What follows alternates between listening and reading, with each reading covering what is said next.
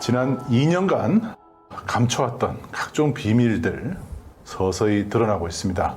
지난 대선 기간 동안에 어떤 일이 있었는지, 특히 통일교 관련된 아주 중요한 사실이 오늘 보도됩니다. 대선 개입, 어느 정도까지 통일교가 개입했는지도 오늘 확인할 수 있습니다. 사실 이제 대선 직전에 김건희 씨가 이제 그 대선을 한 며칠 앞두고 통일교 한학자 총재를 직접 하늘 궁전으로 가서 만나서 지지를 부탁을 했고, 한학자가 이 얘기를 듣고 나서 롯데 호텔에 통일교계 지도자들 뭐 100여 명을 모으고 거기에서 사실상 윤석열을 이제 그 지지하도록 하는 이제 교지를 이제 내려보냈다. 이런 내용의 제보였어요. 일단 해명은 그 각 지역별로 또 각 일부 윤석열을 지지하는 그런 문자를 보내기는 사실은 있지만, 그거는 각 지역에 있는 목사들이 자체적으로 한 거고, 통일교 이 본당 차원에서 조직적으로 누구를 지지하라 하고 한 사실은 없다. 이제 이렇게 해명이 됐었죠. 네. 드디어 우리가 한 2년 만에 통일교가 지난 대선 과정에서 종교 지도자로서의 정치적인 중립 의무 를 위반하고 사실상 노골적으로 윤석열 후보의 지지를, 그것도 한학자 총재 의중이라고 하는 걸로 사실상 선거법을 위반한 사실들을 오늘 고발할 수 있을 것 같습니다. 통일교가 대선 때 개입했을 것이라는 의심은 강하게 있었어요. 맞습니다. 그리고 100억을 지원했을 것이다라는 그런 얘기도 돌았고요. 루머도 있었습니다. 자, 그래서 저희가 계속 이거 안테나를 켜고 관계되는 사람들도 만나고 실제로 통일교 관계자들이 더 탐사를 찾아오게 됐어요. 네, 맞습니다. 그리고 실제로 이제 통일교는 이제 워낙 그 이제 일본 정치권하고 가깝고 일본 극우하고 가깝기 때문에 결국 룬이 그 대일 그 저자세 굴욕 외교가 결국은 대선 과정에서 뭔가 통일교로부터 돈이나 조직 에 도움을 받았기 때문이 아니겠냐, 이런 자연스러운 우리가 이제 추측을 해볼 수 있었던 거고요. 통일교의 핵심 인력, 한학자 총재 거의 오른팔 같았던 사람, 네. 그 사람이 윤여호 본부장이었는데 어떤 자리에 가서 이제 얘기를 했었죠. 윤석열 대통령을 만났다. 그러니까 이게 이제 2022년 그렇죠. 3월 22일 대선 이후입니다. 3월 22일 날 발표를 했습니다. 1시간 넘게 했습니다. 많은 얘기가 있었습니다. 그리고 동의한 내용이 있었기 때문에 제가 들어가는 거예요. 그리고 그 주에 만나니까 진짜 내내 그리고 하나도 써있고, 그리고 이 알아가야 될 방향을 얘기했습니다. 그리고 암적 동의를 구하고 있습니다. 그래서 이거를 들어가서 이거를 만들어내야 되는 것이죠. 네, 그리고 1시간 이상 독대를 했다. 그리고 자기가 얘기하는 거에 굉장히 동의를 했다. 동의를 이제, 뭐 이런 얘기들을 했고. 대통령실 이전에 가면서 네. 거길 또 통일교의 2인자인 윤영호 씨가 이제 대통령을 자기가 만나고 오면서 결국 대통령실이 어머니의 품으로, 한학자 총재를 얘기하는 거겠죠. 그래서 어머니는 어머니의 품으로 왔다, 이런 얘기를, 그만큼 이제 통일교가 윤석열 정권하고의 가까운 유착의 정도를 이제 보여주는 발언이라고 생각이 됩니다. 첫 번째, 어머니께서 이제 2027년까지 신통이라는 완착의 기반이 되는 것이 아니라 신통이라는 완착된, 이 안착이라는 용어는 영어에는 없습니다. 정착과는 다른 완전히 안착된 그 승리의 완성을 2027까지 해야 되고, 이거 다 아시다시피 이번 용산에 새로운 대통령 집무실로 이름을 내가 바꿔야 되겠다.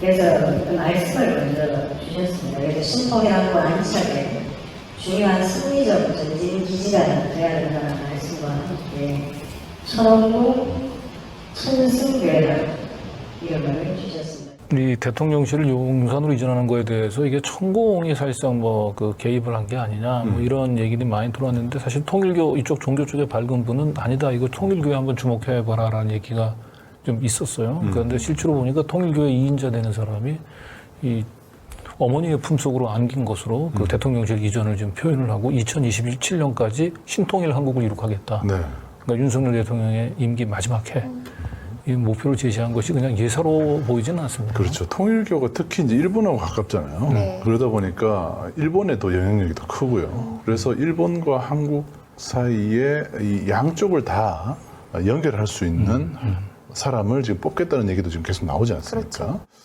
자, 그런데 지금 이 말하는 이 사람 있잖아요, 윤영호. 네. 이 사람이 더 탐사 보도 이후에 이 자리에서 네. 밀려났다는 얘기가 있어요. 네, 네. 보직이 해임됐었습니다. 그래서 저는 이제 저희 보도 때문인가라고 했는데 그 네. 당시에는 많은 분들이 아니라고 하셨어요. 네. 근데 한 가지 확실한 거는 이분이 되게 이렇게 많이 말들을 하고 다녔기 때문에 이게 문제가 돼서 좀 밀려났다. 이런 것들은 좀 확인할 수가 있었고 네.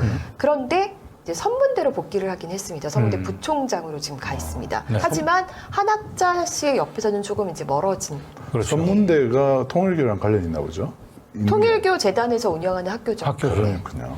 그리고 2025년 선언이라는 게 있네요. 2027년까지 본인들이 어떤 신통일 한국을 안착하겠다라는 거였잖아요. 네. 근데 여기서 말하는 그 신통일 한국이 뭐냐면요. 그러니까 우리가 통일 한국을 만들기 위해서 뭐 미국이든 일본이든 주변국들의 도움이 있어야 되고 이 사람들과 다 친하게 지내야 되고 그렇죠. 그러니까 더 친일해야 되고 막 이런 논리거든요. 네. 근데 이제 사실은 좀 더 속내를 들여다보면 통일교 입장에서는 네. 그렇게 해석하고 뭔가 정복의 어떤 의미로 저는 가지고 간다고 생각하는데 그거를 2년 앞당겨서 2025년까지 해야 된다라고 최근에 9월 3일 날 선언을 한 9월 거예요. 3일이면은 불과 3일 전에 이걸 네. 2년을 당겨버렸어요. 네. 그러면 대통령 임기도 좀 당겨지나?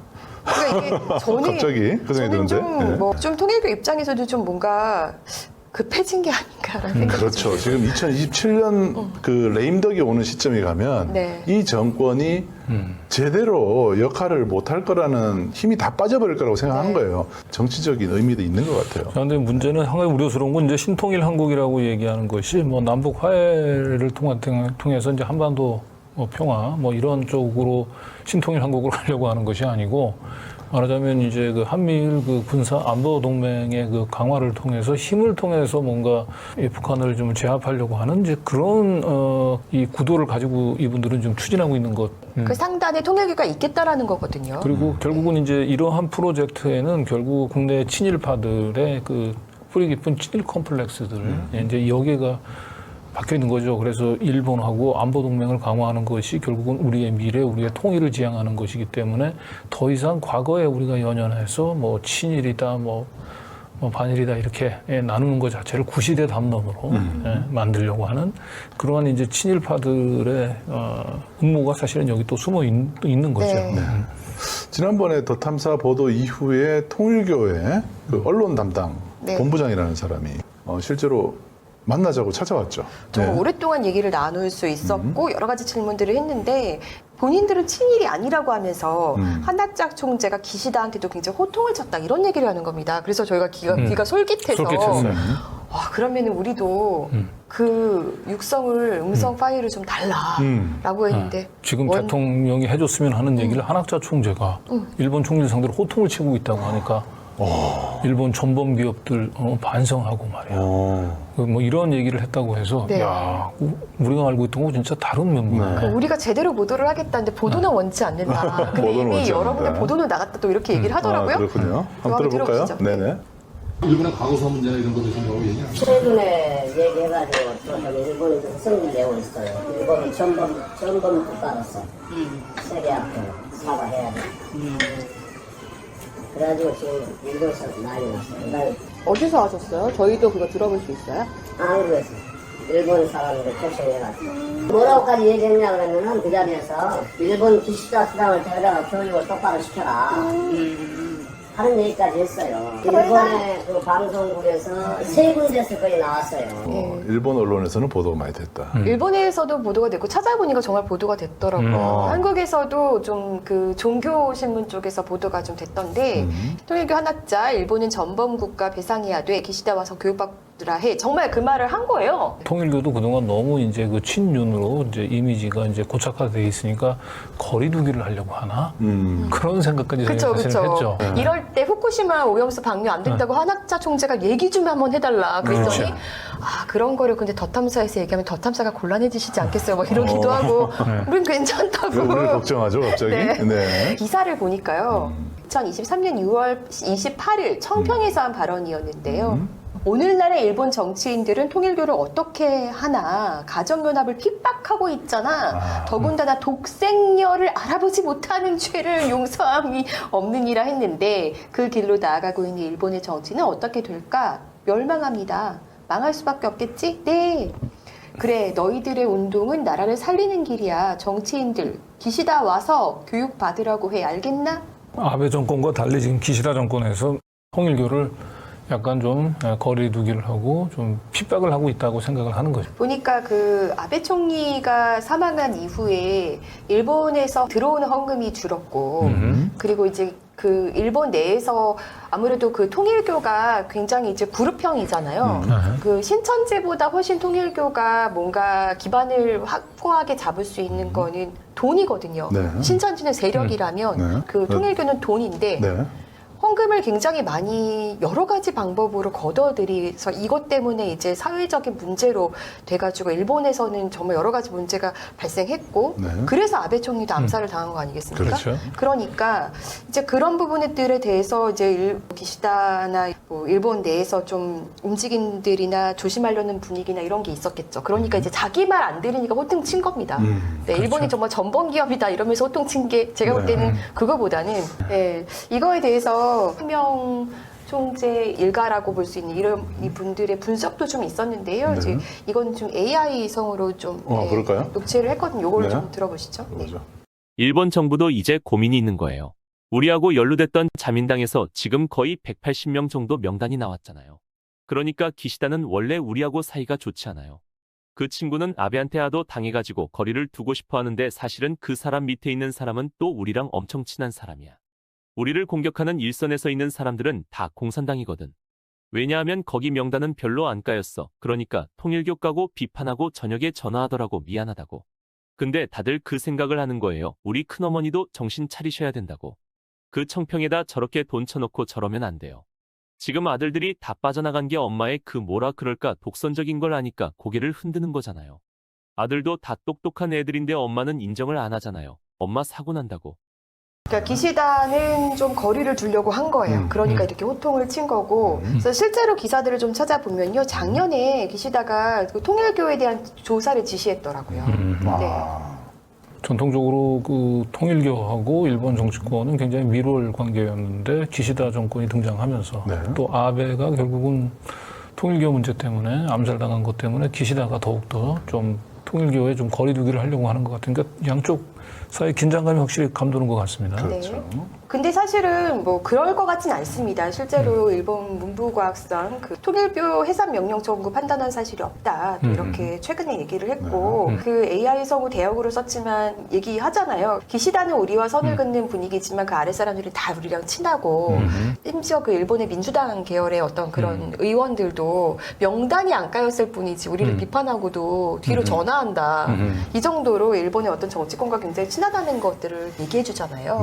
겉으로는 뭔가 제재를 할 것처럼 하더라도 실제로 그렇게 될 것 같진 않다. 그리고 저는 하나 또 눈여겨봐야 될 점이 이 지점인 것 같아요. 종교 지도자라고 하더라도 어떻게 한 나라의 총리한테 호통도 치고 기시다 정권하고는 이제 그 뭔가 불편하고 긴장된 관계였는데 이 기시다 정권하고 통일교가 뭔가 지금 화해 해빙 무드가 조성이 된 데는 뭔가 룬 정권의 역할도 좀 있지 않을까. 아무래도 룬 정권 입장에서는 통일교하고 지금 여러 가지로 볼 때 그 더할 나위 없이 지금 좋은 관계지 않습니까?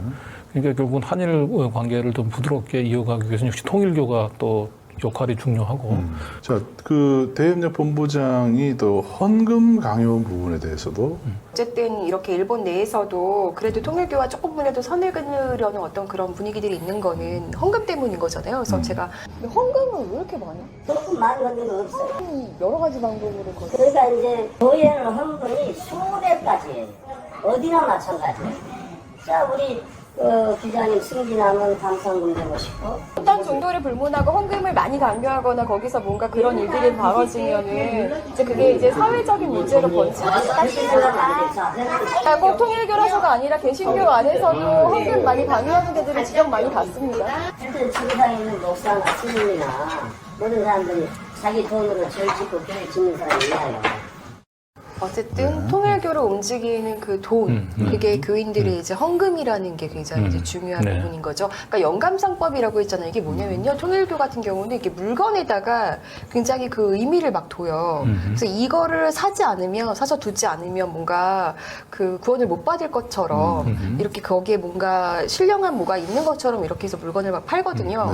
그러니까 막 코로나 기간 때도 못 모였잖아요. 그러니까 막 그 뭔가를 물건의 의미를 막 부여해가지고 사게 하고 막 이런 것들을 계속 했단 말이에요. 지난번에도 그 얘기를 네. 했습니다만은 일본에서 사람들이 지금 이제 정치 쪽도 그렇지만 통일교를 좀 부담스러워하는 이유가 그쵸. 이 과도한 헌금 때문 아니겠습니까? 맞습니다. 근데 지금 도박 이슈가 또 터졌어요. 그 문성명의 어떤 회고록 같은 무슨 뭐 말씀 선집 이런 게 있거든요.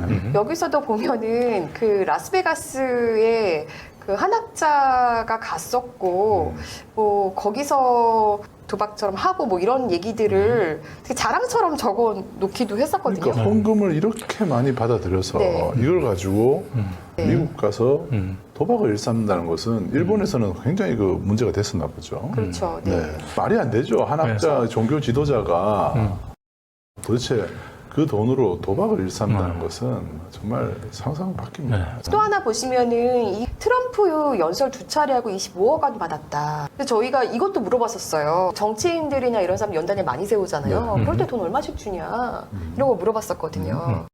반기문 사무총장하고는 뭐 하시는 거예요? 강기문 사무총장은 그냥 NGO로서 활동하는 것이고 특별한 의미는 없는 건 아니에요. 거기도 계속 지원도 해주시고. 이게 올 때 행사할 때 지원하는 거지 뭐 지금 지원하느라고 원래 이제 행사 뭐 이렇게 강의할 때 그 프로프처럼 이렇게 강의로 이렇게 많이 강의 책정이 되게 많이 돼 있긴 하네요. 그러니까 미국의 강의도 책정은 이미 딱 정해져 있는 것이고 우리 남쪽의 강의로는 뭐 조금 정해져 있는 건 아니지만 그래도 외국어는 할 건 해야 되겠죠. 정치인들도 어쨌든 나와가지고 발언하고 이러면은 좀 이렇게 뭐. 정치인들은 강의도 안 줍니다. 트럼프한테도 강의료를 어마어마하게 줬던데. 그건 이제 일본에서 미국에서는 그건 정해져 있는 개런티예요. 야, 정해져 있는 게 25억이에요. 그러니까 2차례. 네, 지금 네. 통일교에서 이제 매년 한 차례 뭐 그 글로벌 서밋을 해가지고 이제 그 세계 유명한 인사들을 불러 모으죠. 네. 그래서 직접 연설도 하고 화상으로 연설도 하게 하는데 정말 트럼프를 비롯해가지고 정말 꽤 유명한 사람들이 많이 동원이 많이 되는데 동원되죠. 그게 통일교의 힘인 줄 알았는데 보니까 돈의 힘이었네요. 그러네요. 돈의 힘. 아무튼 통일교에서 돈을 그렇게 뿌리는 것은 정치적인 목적을 깔고 있다고밖에 볼 수가 없어요. 네. 그죠? 미국 그 정치 후원금을 내고 있다고밖에 볼 수가 없죠. 사실 또 계속 의심이 가는 거죠. 한국 정치인들에게는 정말 안 줄까? 네. 정치인들에게는 안 준다 했는데 다른 방식으로 주겠죠. 은밀하게. 이번에도 100억 그 대선 자금 얘기가 지원서 이 얘기가 통일교 내부에서 계속해서 있었고. 네. 코드에 맞는 대통령 선출하기 위해서 100억 정도는 뭐 충분히 뭐 큰 돈은 아닐 것 같아요. 네. 자, 일본 정부하고 통일교하고 관계가 이제 밀접하잖아요. 네. 그런데 한국 정부는 또 어떤 관계인가요? 최근에 민주평통 부위원장에 통일교 인사가 이촉이 됐습니다. 지금 이제 통일교가 룬 정권에서 추진하고 있는 게 이제 신통일 한국이잖아요. 네. 2027년, 2025년. 네. 그런 차원에서 보면 이렇게 통일교 인사가 민주평통의 부위원장으로 위촉이 된 것은 또 단순히 예사롭게 보이지 그렇죠. 않습니다. 예사롭지 보지 않습니다. 네. 9월 5일 날 보도된 거네요. 그렇게 보면 최근에 이 통일부 총리를 사실은 사실상의 그 반공 우익 인사로 반북 인사로 통일부 장관을 임명한 것도 다 뭐 무관치는 않아 보이는 것 같아요. 오늘 방송에서 가장 중요한 부분입니다. 지난 대선 과정에서 윤석열 지지하라는 문자, 지지 문자가 신도들에게 내려갔다라는 제보가 있었죠. 그래서 그 당시에 이제 보도 때 나왔던 메시지를 좀 볼게요, 먼저. 이게 통일교 신도가 교구로부터 받은 문자 메시지잖아요. 사람이 먼저다라고 생각하는 사람을 대통령 뽑았더니 도대체 하늘을 두려워하지 않습니다. 라고 하면서 대놓고 2번 윤석열을 지목한 천심을 따르는 민심이 됩시다. 네, 이런 메시지도 있었고, 그리고 서울 남부대교구 강남교구장의 메시지 내용에는 미국 펜스 전 부통령과 윤석열 후보가 이제 악수하고 있는 사진과 함께 이제 노골적으로 좀 뽑아라라는 어떤 그런 메시지들, 이런 것들이 계속 이제 돈 거죠. 그리고 여기 보면은 일본 동경 식구. 근데 이게 지금 통일교에서는 그렇게 얘기했던 거잖아요. 그냥 각 교구별로 그냥 본인들이 그렇게 한 사람들이 있을 뿐인 거다. 네. 전체가 그렇게 뭐 중앙에서 내려보낸 건 아니다.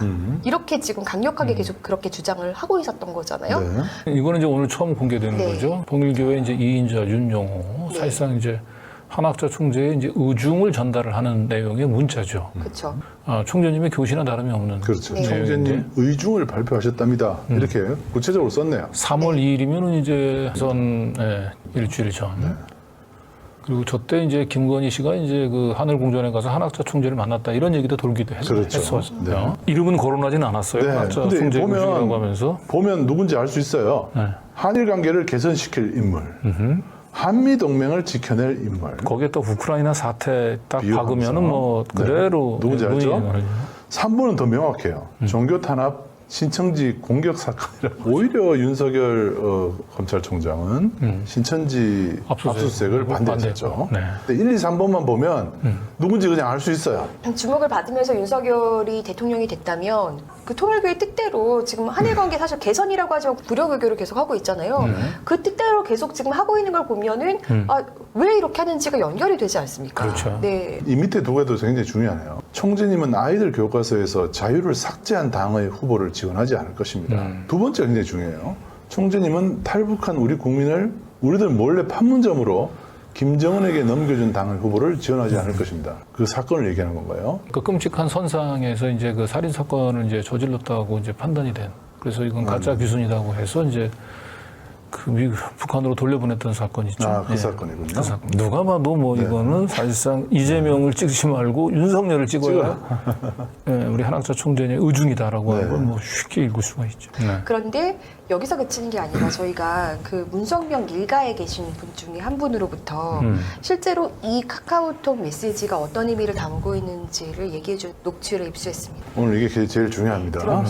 간단한 알림 같은 거는 그 지역의 목사들한테 그 카카오톡으로 다 지시를 해요. 거기에서 직접 그 시스템이 돼 있어. 뭐 카톡으로 이렇게 때리고서 그 이제 현장에 있는 그 사람한테 그게 가는 거지. 거기 나름대로 조심한 거야. 그 윤석열이나 이런 거 이름 피한다고 그런 식으로 쓴 거야. 지금 문제될 것 같으니까. 증거를 안 남기려고.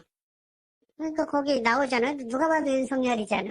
그때는 뭐 하더라도 자기네들끼리 다 해서 그걸 가지고 이제 귀찮아하는 목회자들은 교구장들은 이제 일반 식구들한테도 그대로 보내주기도 하고 그러니까 이렇게 번져나가는 거지. 목사들은 이제 노골적으로 이제 윤석열 찍어라 얘기를 하는데 전라도나 이쪽은 조심한다고 말을 안 해.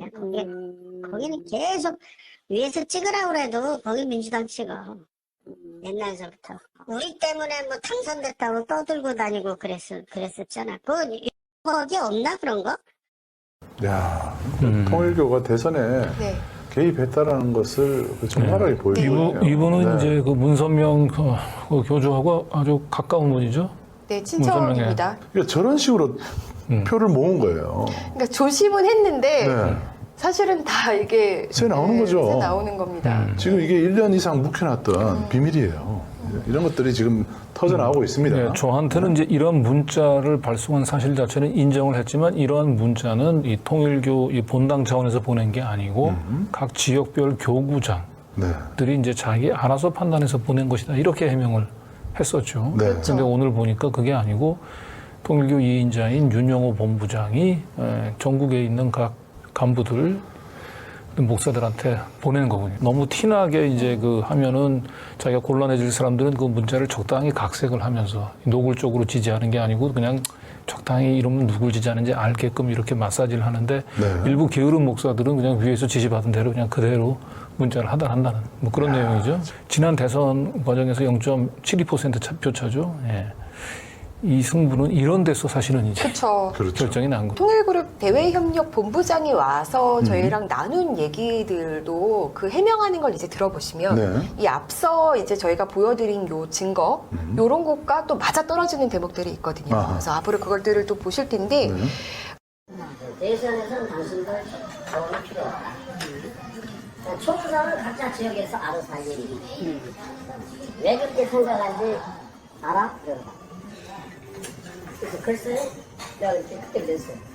그때 그 당시에는 당락이 100만 표가 넘었어. 항상.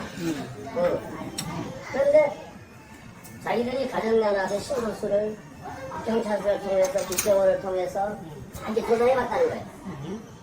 거기에 절대 미치지 못해. 100만 표 당락에 영향을 줄 정도는. 괜히 당신들 몇십만 표 얻자고 해가지고 또 실종 부리다가 기독교가 다 날아가다. 그래서 못한다고 했어요. 그러나 국회의원은 뭐 20, 30표도 떨어지고 그러니까 그럼 그 지역에서 알아서 하시는 것이다. 그것이 내가 가지고 있는 당신에 대한 아니다 그랬어요. 그렇기 때문에 한국에 있는 정치권이 무리한 거예요. 어차피 100만 표 정도는 당락을 지을 수 있어야 되는데 통일교 숫자를 어림없기 때문에 대선에 도움 안 되고 오히려 괜히 통일교랑 유착됐다가 개신교표만 날아가고 그런다라는 얘기잖아요. 저런 반응을 보였던 곳이 이제 민주당이라는 거예요. 그렇죠. 그런데 이번 대선은 어땠습니까? 0.7%입니다. 네, 깻잎 한 장이라 그랬잖아요. 거의 붙어 있었죠. 그러니까요. 그러니까 민주당 쪽에서는 이번에도 그랬을 거예요. 통일교하고 너무 가까이 가서 우리를 도와달라고 이런 얘기를 하느니 통일교 괜히 표 10만 표 정도 얻으려고 하다가 개신교표 뺏긴다. 이렇게 해서 아마 똑같은 반응을 보였을 것 같아요. 저분이 지금 얘기했던데. 네. 그런데 국민의힘에서는 물불 가리지 않고 다 먹은 거예요. 요거 이제 이재명 후보는 거부했다 그러네요. 통일교가 노골적으로 대선에 개입한 거 아니냐. 네. 왜 이재명 쪽은 그러면 저런 그 펜스를 저렇게 저런 만남을 자리를 주선하지 않았을까. 이제 그렇게 해서 제가 이제 가볍게 물어본 거죠. 네. 그 매년 이제 특히 이제 선거를 앞두고 그 세계 포럼 이렇게 개최했잖아요. 펜스 부통령이 통일교 그 행사에 가서 저기 참석하고 난 뒤에 그리고 난 뒤에 윤석열 후보를 만나러 갔어요. 그건 아시죠?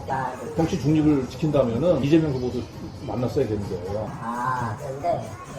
그런데 그게 통일교에서 주최한 행사에 참석했던 마이크 펜스 같은 굉장히 중요한 인사가 그런데 나는 뒤에 알았는데 이재명 측에서 거부했어. 다음 번 만나는 것은. 저거는 좀 팩트 체크가 필요할 것 같아요. 그러네요. 예, 이재명, 네, 제가 볼 때는 이재명 측에서 글쎄요, 만남을 거부할 리가요. 펜스 부통령이. 글쎄요, 뭐 거부를 했을 수도 있고 통일교에서 안 불렀을 수도 있고 네. 그런 네. 것 같습니다. 네. 여기 이제 대외협력본부장이 네. 그 설교에 대해서도 이게 어떤 설교인지도 좀 설명을 그러니까 해주세요. 대선 전에 그 노골적으로 좀 이제 윤석열을 지지해야 된다는 그 취지의 설교를 또 가평에서 본인들은 정치 개입 안 했다라고 계속 얘기하니까 예시를 계속 들면서 저희가 질문을 계속 한 겁니다. 네, 그랬더니 마지막 주 주일 예배 때 그때 설교하시던 분이 뭐라고 얘기했어요? 알고 있어요. 차기 지도자는 일본과의 관계를 잘 풀. 그러니까 그 사람이 전국총 책임자가 아니잖아요. 그 지역에 있는 사람이지. 이거는 저기 그때 하늘궁전에서 이렇게 전체 신도들한테 교도들한테 그 중계가 되는. 아니요. 또 한 것인데 그것은 그 지역에 있는 사람들, 가평 지역에 있는 사람들이지. 그리고 예배를 어떻게 벌써 전국망을 통해서 할 수 있나요? 그건 그 지역에 있는 사람. 제가 아까 말씀드렸잖아요.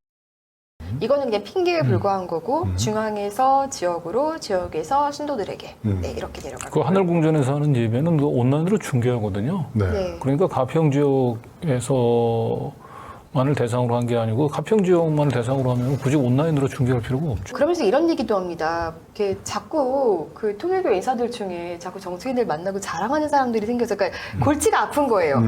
통일교가 자꾸 이제 윤석열 정권하고 유착돼 있다라고 하는 오해가 있으니 하나님 총장은 그건 오해다. 그냥 정치적인 중립을 그런 부분들에 대해서 윤석열 정부하고 저희는 제가 한국의 총책임자를 한 8분 모셨거든요. 한국 회장입니다. 한 8분 모셨어요. 근데 가끔은 이제 선거 때가 되거나 선거 때가 아닐 때도 좀 지자랑 비슷하게 얘기를 해요. 북한이 이렇게 이명박 대통령이 어쩌고 해서 점잖은 사람들은 안 해요. 점잖은 사람들은 안 하는데 근데 이제 우리 윤보보다 입당은 했어요. 한 번씩. 그러니까 우리는 이제 이렇게 볼 때 좀 같이 않지 않았거든요. 국회의원 만났다고 국회의원 누구나 만날 수 있는 것이고 아무나 만날 수 있는 것이 국회의원인데 그걸 뭐 한 번 만났다고 뭐 그런 거 하나 공개 좀 주의는 안 줬어요? 주의요? 저기 한쪽에 얘기를 할게요. 정치에 대한 얘기가 개별적으로 만나서 그런 것은 하지만 공개적으로 하는 것은 도움이 안 된다. 그러면서 이제 중요한 얘기를 합니다. 예. 그 선거 전에 통일교에서 지역 표심을 좀 자기들끼리 파악을 한다는 겁니다. 네네. 그러니까 이제 선거 개입은 하지 않는데 도대체 이거는 왜 파악을 하는 거죠? 통일교가 왜 선거 때 그렇게 전화로 표심에 왜 관심이 여론조사 있어요? 기관도 아니고 그러니까요. 정당도 아닌데 그러니까요. 네, 근데 통일교에서도 비슷한 조사를 하는군요. 이미 정치권에서는 우리의 시민들의 투표 성향을 잘 알아요. 전라도는 야당, 경상도는 여당, 표가 더 많다. 충청도는 충청도대로, 서울은 지들 멋대로. 이렇게 이런 표 분석이 다 나와 있어. 그런데 그 한총재를 만나는 대감을 갖고 오겠느냐? 통일교 내에서 그런 표 분석을 하신 거예요? 하죠, 항상. 아니, 이제 우리가 선거 때 같은 경상도에다 이렇게 전화해봐요. 뭐 어떻게 내가, 여기는 뭐 묻지 마.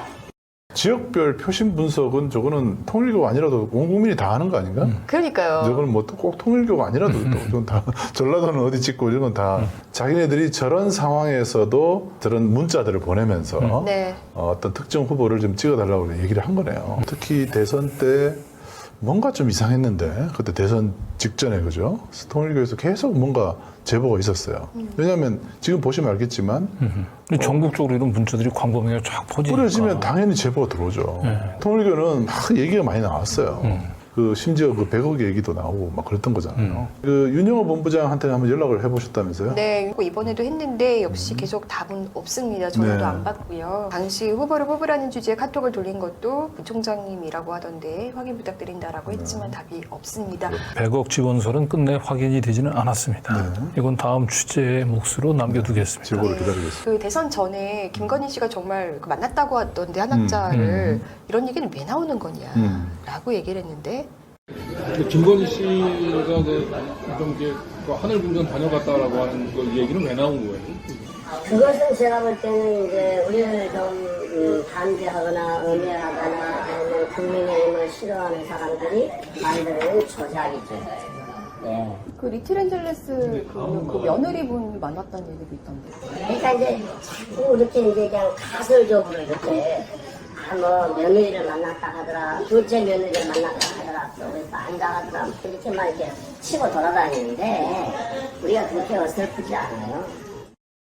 어설프지 않는다, 들키지 않는다. 네, 특히 뭐 역시 김건희 씨가 하늘궁전을 대선 직전에 찾아갔는지 여부도 물론 이제 이 대외협력본부장 이분은 공식적으로 부인을 했지만은 이 말을 그대로 믿을 수는 없습니다. 저는 계속 좀 취재를 해야 될 것 같습니다. 오늘 그 새롭게 알게 된 것은 이제 통일교가 지난 대선 때 굉장히 조직적으로 움직였을 것으로 보이는 문자, 그리고 그 문자를 뒷받침하는 절대 열리지 말아야 할 판도라의 상자들이 지금 계속 열리고 있는 그 거예요. 이상하리만치그로 도저히 이해가 가지 않는 지금 현재의 대일 저자세 굴욕 외교, 네. 후쿠시마 오염수 방류를 비롯해가지고요. 우리 정부는 하나도 얻을 게 없이 일방적으로 일본에 퍼주기만 하는, 이제는 나라와 국토까지 지금 일본 정부에 지금 팔아먹고 있다는 비난을 들을 정도로 엉망진창이 된 이 대일 외교에 대한 미스테리도 어떻게 보면 통일교의 지난 대선의 역할을 규명하는 과정에서 뭔가 실마리가 잡힐 수 있지 않을까, 그런 생각도 한번 해봐요. 네, 윤석열 대통령을 둘러싼 판도라의 상자들이 하나씩 열리고 있다. 그리고 지금 이제 이게 시작인 것 같아요. 네. 점점 윤 대통령이 지난 대선 때 무엇을 했는지를 국민들이 이제는 알아야 될 때다라는 것을 더 탐사를 통해서 시민들이 정말 외치고 있는 것 같습니다.